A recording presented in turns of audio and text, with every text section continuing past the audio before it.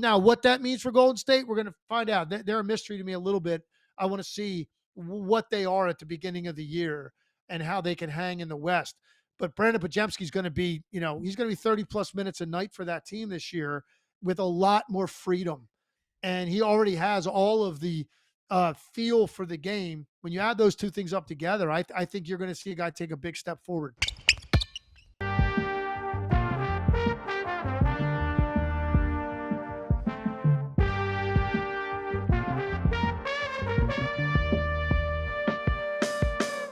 What up, everybody, and welcome to the All NBA Show, part of the All City Podcast Network. I'm your host, Adam Mares, and I'm joined by the best in the biz, Tim Legler. Legs, how you doing? I'm doing great, man. Doing great. Getting psyched for this start of this season. I think we're going to have an incredibly exciting start to the season with more interesting teams than we've ever had going into the season. Some mystery too, man. Some teams are going to be surprising us. Some teams are going to be, I think, scaring us, disappointing us a little bit. And I'm not sure who those teams are going to be, more so than ever. But yesterday we did my guys, the role players, not the stars, but the role players that we really love and we expect to kind of make a name for themselves this year as role players. Today, it's your guys' list. Your guys, you've earmarked 4 players. Where do you want to start? I'm going to start with somebody that I know you are very familiar with there in Denver, and a guy that I really caught my eye last year in December when he was getting his probably best run of the season and had some nights where he just, went off because he could just flat out score, but then just disappeared at different times, wasn't really part of the rotation other times. Didn't get it. Of course, I'm talking about a Denver Nugget because I mentioned that somebody it's Julian Strawther, Adam. And I think one of the things, and we talked about this yesterday with your list, I said something's got to change, either improvement in skill set or improvement in opportunity. Well, I think clearly it's going to be an opportunity for Julian Strawther, right? So you look at KCP leaving town, and he was got all that credit for defensively, but also was a very reliable, catch and shoot 3-point shooter. He's gone, and it looks like the torch has been passed at that spot to Christian Braun, a guy I really, really like, and I think defensively is absolutely going to be able to compete. He's not quite on the level of a KCP, but he's above average defender, and he competes. He's got great strength and size, very athletic. He's going to absolutely hold his own defensively. Where I worry about for Christian Braun is the catch and shoot threes and the consistency of that shot. Now he doesn't really, focus on that a lot because he's such a good slasher and cutter, and he finishes really well in the open floor in transition because he takes it to the floor so hard with great verticality and strength to power through. So we haven't really, honed in on him, maybe his inadequacies as a catch and shoot 3-point shooter because they had other guys doing that. Well, now a lot of those minutes at that spot, they're going to need shooting from that spot. And Christian Braun has to answer that. Is he going to be able to become more consistent? And you also added a guy in Russell Westbrook who's going to be playing guard minutes, and we know what that looks like from the 3-point line. So at this stage of his career, I almost feel like I've joked, he'd be better off just turning and just firing the ball into the stand so they can get back and set up their defense, because it's going to be a long rebound, most likely triggering a fast break. I'm just being honest here. I love Russell Westbrook, but I'm just talking about specifically as it relates to 3-point shooting. So they need that to come from somewhere. Jamal Murray, also a guy that increasingly is dealing with injuries and he's going to be out, and he is a 3-point shooter for them. With all of that, Julian Strawther to me becomes vitally important to play minutes, to take a step forward, to get more responsibility. Maybe if there's some things they don't like about him defensively, and maybe it's time Mike Malone, takes more of the Eric Spoelstra approach to Julian Strawther and says, you know what, I know there's some things about you that maybe drive him nuts, but he does this really well, and I'm going to focus on that because we need that, and build up his confidence and give him more of an opportunity because he can flat out score, and you're going to need that in Denver. So that's why I think Julian Strawther, the opportunity will be there. I think the consistency of playing time now has to follow that. And if that happens, Julian Strawther, I think, is going to put up pretty good numbers for a reserve in this league.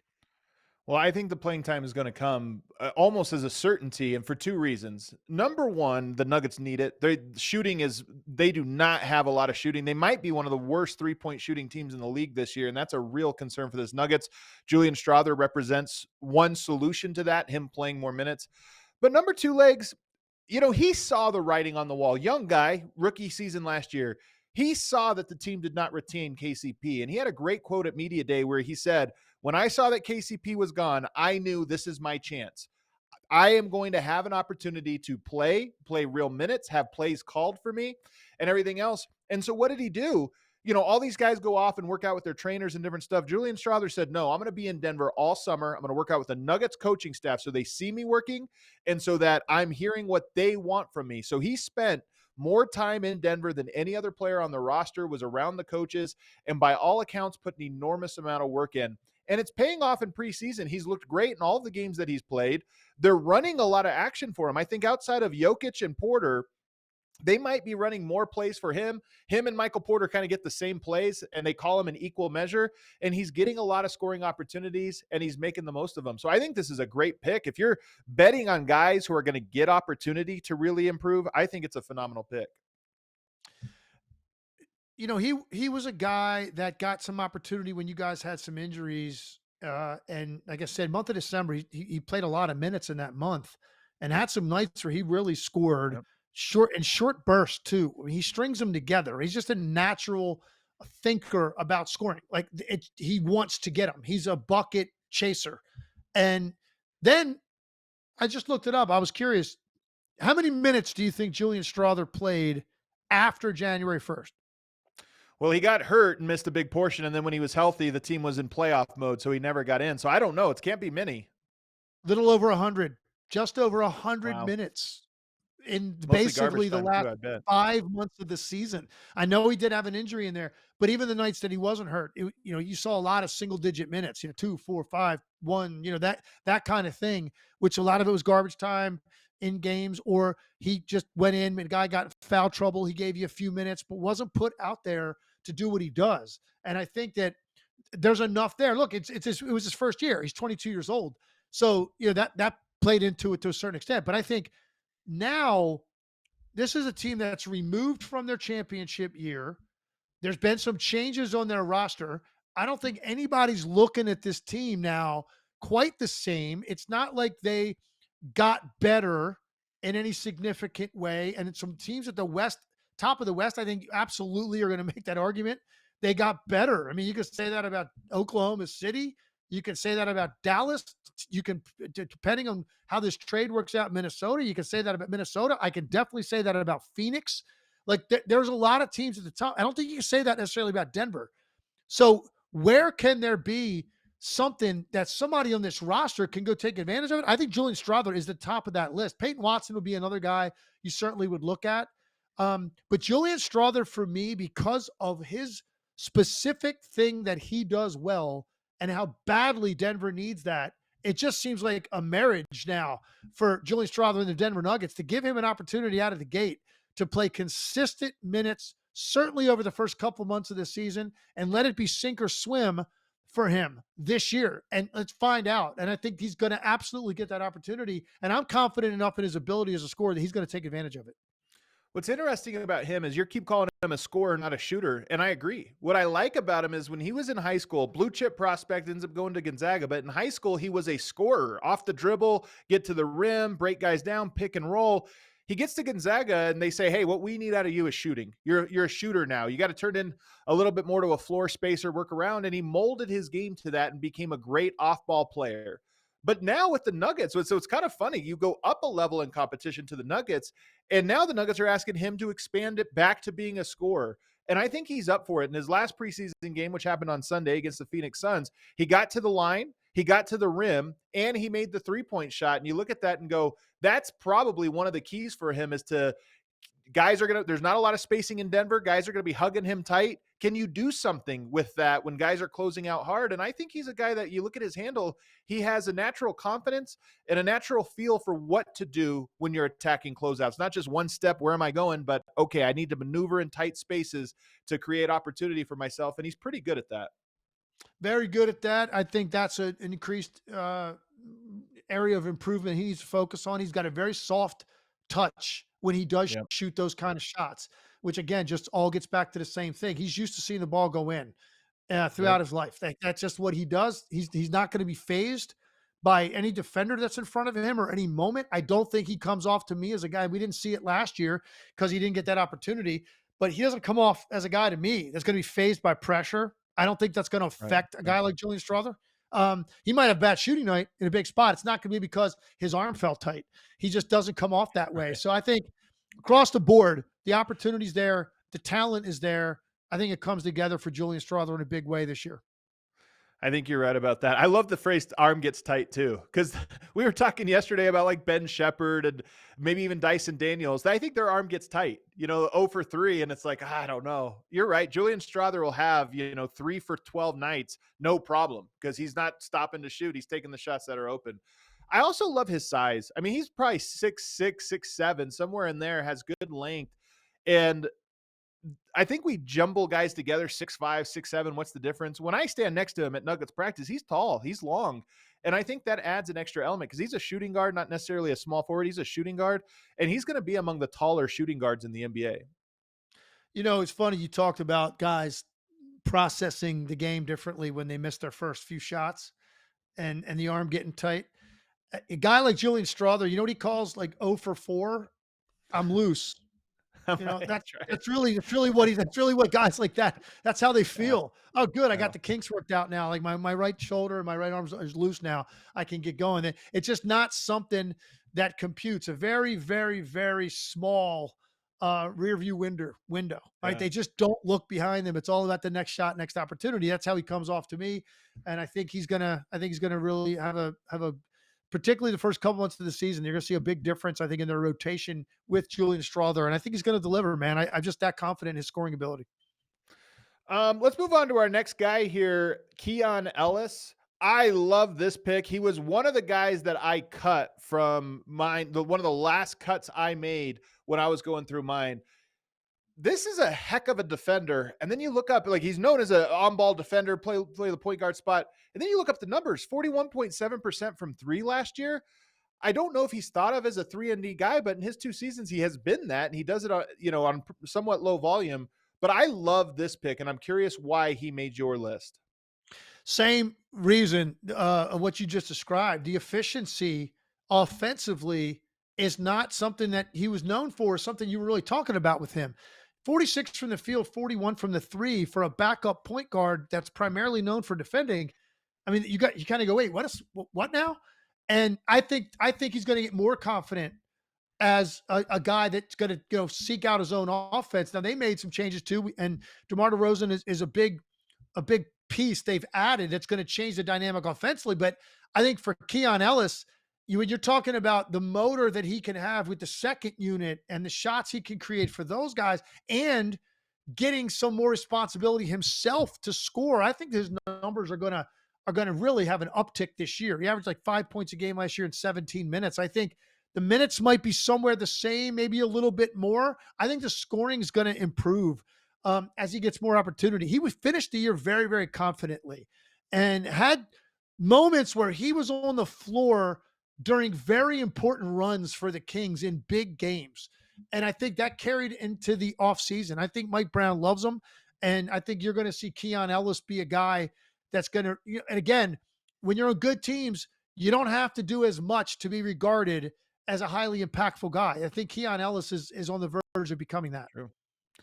The other thing about him, man, he has a couple really unique defensive traits. He's really good at getting deflections and steals. We talked about this with Dyson Daniels yesterday. He's a good full court press guy. He just pesters you. He's got quick feet. He's got quick hands. So he's constantly disrupting. He almost reminds me in some ways of Travis Hunter. I'm watching him here at CU, right? Playing defensive back. Travis Hunter's break on the ball is so fast, so unbelievably quick. As soon as the quarterback throws it, he's sprinting to the location and he reads it so well. Keon Ellis does this, plays defensive back on the weak side. So when he's guarding two, the rotation's over, he's in help. He reads that pass so quick and he gets steals that way. But more importantly, he closes out so that when that pass comes and there's an extra swing pass, he's in the zone to make that pass hard. He just has such a quick reaction speed. And I think it's a real underrated trait. He's a guy that's interesting for me in the number of plays that he can make at the rim to bother people as you know, a backup point guard. Typically, those guys aren't around the last line of defense on a rotation. And you can go and look at the clips on Keon Ellis last year, particularly like the second spectrum stuff where you just want to focus on that particular quality. And it's amazing the number of plays that he would make where if he might not be blocking the shot, but he's going up there and giving that kind of effort and surprising some people and forcing them into misses. And then when he hits the ground, man, he's so quick at getting the basketball wherever it is, picking it up or getting that outlet pass and going up on the push. The other thing that he brings, and this is sort of an intangible quality, he has this infectious fun about him. Like he's just Ooh, I like having a that. blast playing. And Yeah, man, does that matter, it particularly does. at home. I talked about this many times last year with Bobby Portis in Milwaukee when I said, not all baskets are created equal. And one out of Bobby Portis at home is almost worth two baskets to his team because of the way the crowd reacts to him Yeah, and everything it's that he great. does. And Keon Ellis is kind of like that, man. Like people react to him and what he does because he is having the time of his life on the court. And that is something that coaches love. It permeates your roster. He's upbeat. He's ready at all times. And I don't know. The more I watched him play last year, the more I just absolutely loved watching him because I didn't know a lot about him until I saw him at the NBA level. And I think he's poised to have a very meaningful year for the Sacramento Kings. I love that point. I'm just curious who are some of the other guys. Like Russell Westbrook has a little bit of this. A Russell Westbrook dunk is worth 4 points because the crowd just loves it so much. I think the all-time is a Steph Curry three. A Steph Curry three is worth 12 points in terms of what it feels like because there's nothing better for a home crowd than when he gets going. But I love that about Keon Ellis. I don't know if that's an observation I made, and I'm now excited to kind of look out for it because I know exactly what you're talking about and how important those things are. Is there any other guys you think of like that where the points just feel like they're more when they come from them? Yeah, look, and he's a star player, so maybe it's not quite the same because some of these guys are more like role players. But Tyrese Maxey is very similar to that in Philadelphia, particularly Big when he smile. has one of those plays where he puts on the Jets and he kind of goes coast to coast and shoots one of those really incredible, like unorthodox, off balance, wrong foot, bank shots going full speed over the top of shot blocker. And like again, it's the look on his face while he's doing it. Like there's Yeah. no place on earth I'd rather be than just doing this with you guys, man. This is just so much fun. And like win or lose, it's always the same. And yeah, those guys, I tend to gravitate toward those guys and wanting to cover them and pull for them and just, enjoy watching them play as well. And I think Keon Ellis, we don't want to overstate necessarily maybe what his numbers might be, but he's going to be on a very good team. And I think he's got the opportunity to just go grab all those backup point guard minutes and just take control of that second unit and be a guy that becomes a mainstay for the Kings for a while. Another thing he has going for him, and there's some buzz about him maybe even starting, with Sacramento. I don't know exactly how the rotation is going to shake out there, but I like him with De'Aaron Fox. I like him with Malik Monk. It's a little small. That's probably more staggered lineups or whatever, but I still like him in terms of do you cover all bases from your backcourt outside of size? Yes. I like him with Kevin Herter. I like him with everybody. And that's a sign to me of a really good role player. The types of players we're talking about when they do enough things that you always feel like you have your bases covered no matter what combo they have. But what do you think of him and the idea of, how does their rotation, how should it shake out in your mind based on the talent they have? Yeah, I think that he's a little bit different than all those guys in the way that they play because what I would like to see him do a little bit more of, he didn't get many opportunities last year to necessarily play make. And I think if he can kind of take control of that aspect of the game, because it's a higher level than the rest of those guys, setting the table, organizing people, right? Being and look, still being able to get your shot when it's required. And we said 41% for the three, he should be looking to take the shot. He didn't get many opportunities to really facilitate offense and make plays and be comfortable in doing that. And I think that's what differentiates him from a lot of those guys. And it's something that I think Mike Brown's going to find that they're going to need with that group, because you've got a number of guards that are going to be looking to get their shot and looking to score and not necessarily being able to do that. And I think Keon Ellis is a guy that's going to be able to do it. I think it's important playing with DeMar DeRozan and the minutes he gets with him. I think that's very important because they don't want to become too stagnant in watching DeMar DeRozan play. I think Keon Ellis has to take that responsibility when he's out there with DeMar DeRozan, who has a unique style about the way he goes things offensively, making sure other guys are getting fed when you're on the floor with DeMar DeRozan and De'Aaron Fox is on the bench. I hate that you took this guy. That's such a good pick, and I love Keon Ellis. So this is one we both perfectly match on, and I'm excited. And I'm curious. Let me know in the comments below, Kings fans, because I did not know about Keon Ellis that thing that when he makes points, the crowd seems a little extra excited about it. I'm curious if you guys agree with Legs' take on that one.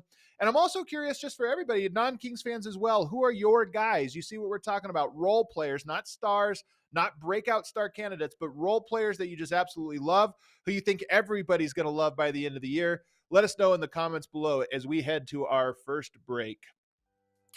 And now I want to tell you guys about the Game Time. If you're buying tickets to the NBA this year, you want to get last minute deals on your tickets, hop on the Game Time app and check out what they have going on. One of my favorite things to do if you're buying tickets to a game is you hop on the Game Time app and you just, right before the game, you can show up, you drive, you park, even pay for parking. You can have the confidence that you can walk up to the door 10 minutes before the game starts, hop on Game Time, and you get those last minute deals, those flash deals where all the tickets start to fall a little bit and you're sure to find a great deal. They also have that all-in pricing feature, a little button on the first screen, so you're not surprised when you go to check out of all these taxes and fees and everything else. You hit the all-in pricing and right away as you're scrolling all the different options, what your checkout price is going to be.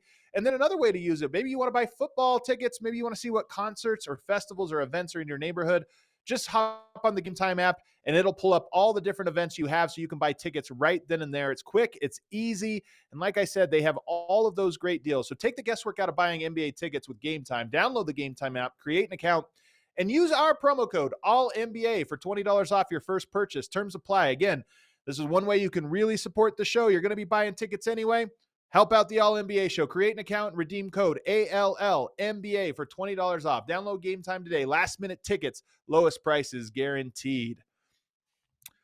I also want to tell you about Blue Chew. They say the first impressions are important. What about lasting impressions? That's where Blue Chew comes in. Blue Chew helps boost your confidence in the bedroom so you can stay hard and perform at your very best. Blue Chew is an online service that delivers the same active ingredients as Viagra, Cialis, and Levitra, but at a fraction of the cost and in a chewable form. The process is simple. Just sign up at BlueChew.com, consult with one of their licensed medical providers, and once you're approved, you'll receive your prescription within days. Blue Chew tablets are made in the USA and prepared and shipped directly to your door. The best part, it's all done online. That means no visits to the doctor's office, no awkward conversations, and no waiting in line at the pharmacy. You can take them anytime, day or night, so you can plan ahead or be ready when the opportunity arises. And we've got a special deal for our listeners. Try Blue Chew free when you use our promo code ALLCITY, that's ALLCITY at checkout, and just pay $5 shipping. That's BlueChew.com, the promo code ALLCITY to receive your first month free. Does it work? Do you think you'll need it? Try it for a month and see. You're going to love it. Your partner is going to love it too. Visit BlueChew.com for more details and important safety information. And we thank Blue Chew for sponsoring this podcast.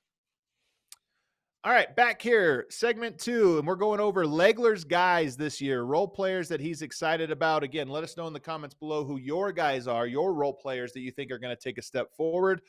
And we move on to the one that I was most surprised about, Legs, Scotty Pippen Jr.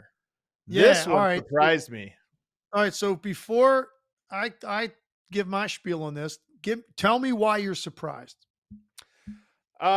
Two-way contract guy, Yep. pretty, he does some things well, but to me, he's almost like, almost below a Ben Shepherd type in terms of, where is he at in his development? Can he shoot? Can he score? What kind of things he can do? So I just feel like there's a lot of question marks for him, but maybe you feel differently. Well, look, I think that first of all, I like he's very confident, right? And so you're right. He turns the ball over probably a little bit too much. A little bit streaky as a shooter, but still finds ways to put the ball in the basket. He's not like he's completely anemic offensively. I mean, And it was a meaningless sample that we got out of him last year because of the Yep. state of the team. But he put up pretty good numbers in the time that he played in Memphis to let you know, just okay, he's comfortable being out there because while they were not playing for anything, they were playing a lot of teams in that stretch that those games mattered to. And he was playing pretty darn well. He played great over the summer in Vegas. He's a two-way player. I understand that. So there's going to be limitations even on the opportunity he might get. I put this guy more on the radar for like maybe not necessarily like right now. Although I think there could be an opportunity in Memphis this year when you just look at the way their guards break down and the number of games guys miss, and I think you're going to continue to miss. I think there's going to be opportunities for minutes for him to get some minutes for that team this year. So maybe it's not necessarily moving the needle to the extent that some of these other guys we've talked Sure. about will this season. I just looked at what I saw out of him in the games that I watched at the end of the year last year, what I saw in Vegas, even in the preseason, some of the things that I've seen out of him, he's trending in the right direction. And I think he's gonna be a guy that when they have, Marcus Smart miss games or they have John Morant miss some games, which I think are almost inevitable when you look at just their track record. Recent history, yeah. Yeah, there's opportunity there. And this year, hey, Memphis could be that team that throws a whole, monkey wrench into the Western Conference. They're like the biggest X factor to me in the league based on the fact they were completely off the map last year, totally irrelevant with everything that was going on with that organization. And then you look at the talent, and you look at getting John Morant back and just look at the talent that they have. That's a team that potentially you could be looking 2 months into the season. They might be top four in the West. Mm. And so they're going to be on our radar more. And I think there's going to be an opportunity for minutes there. And I think Scotty Pippen Jr. has impressed me with his ability to make things happen when he's on the court, even though it hasn't been necessarily in meaningful action for his own team. Do you have a comp for him as a player? Because of all the guys we talked about yesterday and today, I'm probably least familiar with his game. I mean, and rightfully so. He's played the least amount of minutes. But if you project forward, is there a comp that you can throw for him? I don't know that I would compare him to another, like, if there's another player I would find. I would say this. He definitely has a knack for scoring. And Mm, his shot is better than I think he was given credit for in terms of just his release, his mechanics. He doesn't necessarily take it out right now comfortably off the dribble to NBA 3-point range. I think he has to add that, but he's a pretty good mid-range pull-up shooter. Like, he gets to spots on the floor pretty quickly, and he's able to get off the floor and make mid-range shots. He has to get better at delivering the basketball in windows because I still think that, he gets passes deflected or it's not delivered yeah. cleanly. He's got to improve in that area as well. But I think that the one thing that you cannot replicate or fake is belief. And he has a lot of that. And when you have that, and there are guys I see every night playing the NBA, and I wonder if they have enough belief internally to be able to ultimately max out who they're going to be as an NBA player, because there's an interruption in the process between your ears if that's not the case. I don't think he really has that, and that's why I have hope that he can turn himself into a rotational player down the road on somebody's roster. And I just like what I saw out of him in Vegas too, just the way he carried himself. Look, he was a guy that got minimal playing time last year on a team that wasn't very good, a small Yeah. sample size, but still Sure. carried himself in Vegas like he was the best player there. Love that. And that just says something to me about who he is between the ears, particularly when you're in the shadows of greatness, the way that he's been his whole life. Like, that can be something that can impact you the other way, where there's not belief, there's a self-consciousness or an insecurity there. I don't think he has any of those things. I think that says a lot about like what he believes he is as a player, and ultimately the rest of it can fall into place. If you don't have that, you don't have a chance. He definitely has it. What you're talking about, I always joke with some of my colleagues. I call them hallway famers. Like, you see a guy walking into the gym down the hallway, and young player in a little bit of a slump, and he's kind of shuffling in, and you go, "Oh man, that guy's not making shots tonight." I could see it in him.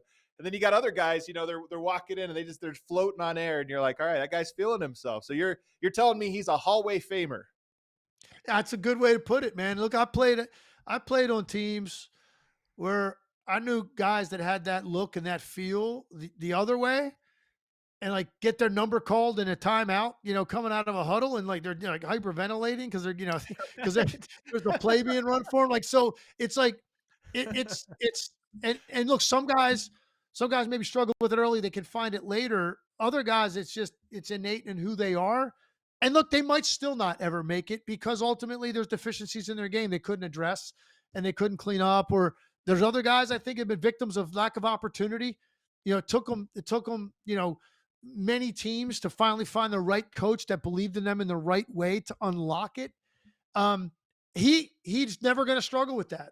I just think Yeah. that he believes you could throw him in any uniform in the NBA on any given night right now, and he's going to go out there and he's going to believe he's supposed to be there. And I think that's a big part of it for young players that don't come out as high draft picks and get a lot of money handed to them, and they've got built-in security right off the bat where they're going to get every opportunity in the world, to succeed or fail. Other guys that they take a different path.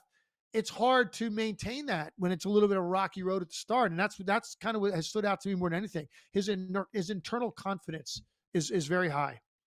What I love about our conversations, Legs, is even if you're not a Scotty Pippen Jr. guy or a Dyson Daniels guy or whatever, these conversations always eventually devolve into just basketball talk. And like, even if it's not about Scotty Pippen, it's just about basketball in general. That's why I love it. So now he's on my radar. You had some great ones last year, so I think you hit on all of them. So now this is a new guy to be on my radar. The last one for you as we round out the show today, Brandin Podziemski. Yeah, This guy, of all the guys we've done, maybe is even more elevated in part because of who he plays with and the role he had. But what is it about him that you think is taking a step forward this year? I think you're going to see some things be unlocked for him offensively with just added responsibility. I mean, I think Steve Kerr and his approach to this team and this roster is going to be. They might lead the league or be very close to it in 3-point attempts this year, I agree. and Yep. that seems to Yep. be something that Steve Kerr's pounding home. We're going to take a ton of threes. Brandin Podziemski is one of the guys at the top of the list. Take as many as you want. Um, and that's not why you love him. You love him because the guy just makes winning play after winning play. He's unbelievably smart. He gets the ball hopping from point A to point B, like exactly where it's supposed to go, when it's supposed to go there, as well as anybody you're going to watch on a nightly basis in this league. He just has an innate feel for how quickly the ball has to get to the next spot and finding people. He makes winning plays by getting on the floor, drawing charges. He's always given up his body as a helpline defender to just try to do whatever it takes to win that play. And you win enough plays, you win games. And that's the way Brandin Podziemski approaches it. But now on top of it, Clay no longer there. Chris Paul not a factor to the extent that he was last year, any sort of playing time. This is Curry and Podziemski. This is their backcourt. Man. And you're going to Brandin Podziemski now get a lot more responsibility in terms of hunting for his own offense. And I think he's again a guy that's got a lot of talent. He doesn't, it's crazy. He doesn't have like picture perfect form, but he makes a lot of shots, man, from the 3-point range. And I think those numbers are going to significantly go up, which means his overall numbers are going to really improve. Now, what that means for Golden State, we're going to find out. They're a mystery to me a little bit. I want to see what they are at the beginning of the year and how they can hang in the West. But Brandin Podziemski is going to be, he's going to be 30 plus minutes a night for that team this year with a lot more freedom. And he already has all of the feel for the game. When you add those two things up together, I think you're going to see a guy take a big step forward. So last year, just looking at the numbers here, Podziemski at 27 minutes per game and 9 points per game.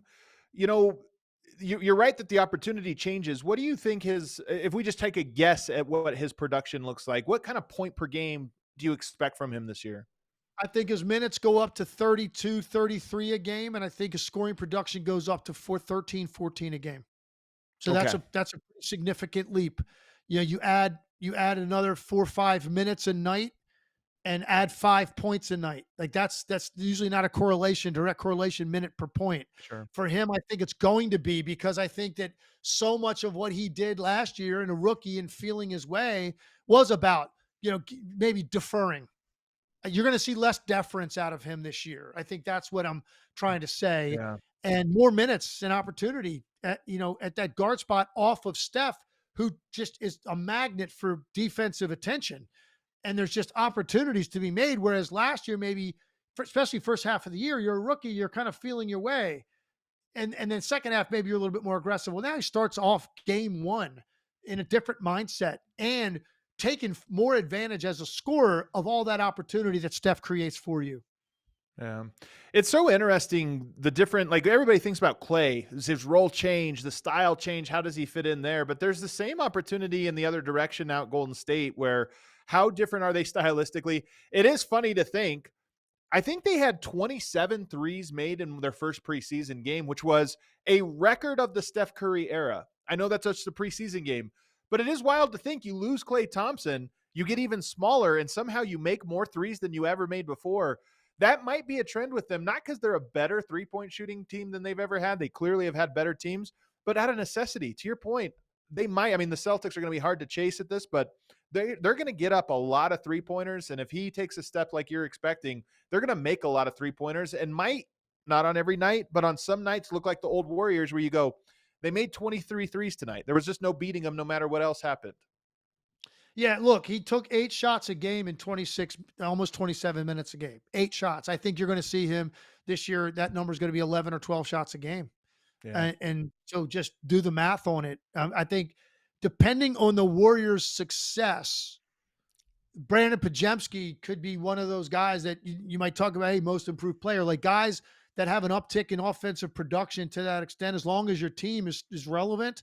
And they're always going to be relevant because they have Steph Curry on the team. And I'm talking about in terms of just winning games. If they're doing pretty well first couple months of the season, I think you're going to see Brandin Podziemski, being more in highlights for the Warriors and talking about more. And he'll have, several 20-point games over the first, 15 games of the season where it kind of catches your eye. Like, wow, okay, man, he's at a totally different level offensively than he was. And all the other stuff that you love about him is still going to be there. He's just going to have splashier scoring nights. And that's why I think he's a perfect guy for this list. My last point with him, we talked yesterday about Ben Shepherd and how there are players who teammates just seem to always want to say something nice about. And there are teammates who they can have a great game, but somebody, for whatever reason, coaches and teammates will only point out the bad things, and you can almost take a read from that. I think Kuminga fits the latter, where it just seems like you saw Draymond Green earlier in the year was asked if he's a forward. He's like, no, he's not. He doesn't have the skills of a forward. It was almost pointed in the criticism of Kuminga saying he doesn't do anything that you need to do to be a forward. I think he was being honest. I think he was being accurate, but at the same time, it almost felt a little pointed and a little thorny. Podziemski seems to be the other type of guy, the Ben Shepherd type, where his teammates seem to love saying good things about him. And his coach's staff seems to say good things about him. And I think that's a noteworthy thing as well.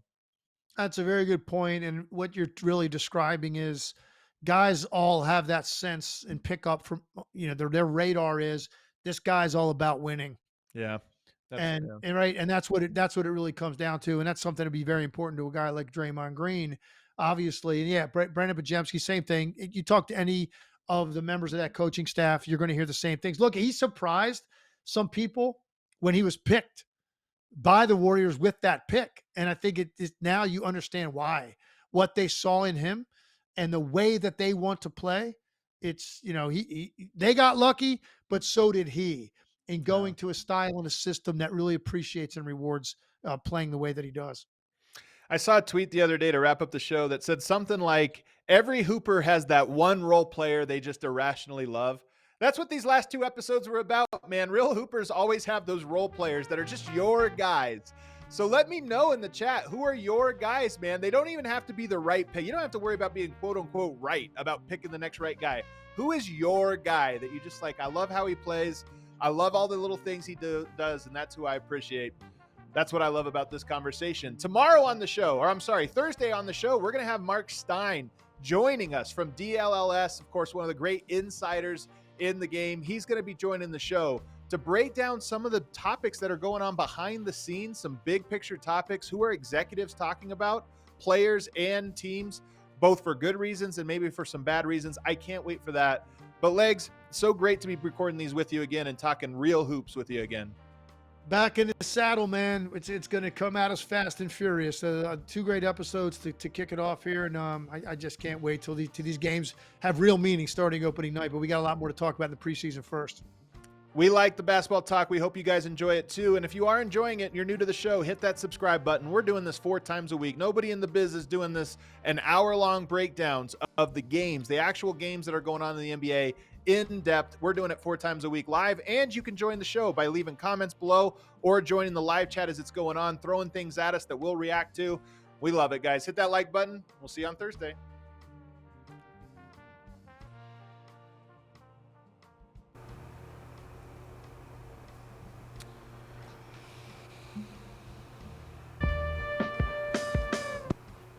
We all silly like the mayor.